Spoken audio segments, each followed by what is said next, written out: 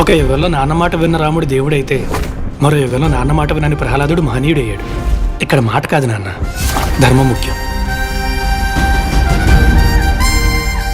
ఎవరయ్యా నువ్వు? ఈ రాజ్యంలో ఎప్పుడు చూడలేదు. ఒకసారి బట్టలు మాసిపోతే మనిషి ఎక్కడ కూర్చోవడానికైనా సిద్ధపడతాడు. అంటే మీ అందరికి వాడు ఒక మామూలు మనిషి, కానీ అక్కడ ఓ ఊరు మొత్తానికి దేవుడు. ఎవరా నా కొడుకు? మీ ఊరు వచ్చి మీ మనుషుల మీద చేసాడంటే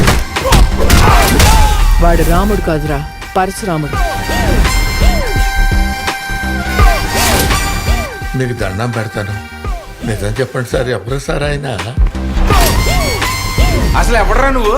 అడ్రస్ పెట్టు, అడ్రస్ పెట్టు, అర్జెంట్ నీ అడ్రస్ పెట్టు, అడ్రస్ పెట్టు. ఆధారమే లేనోడికి ఆధార్ కార్డు ఎక్కడ ఉంటుందయ్యా?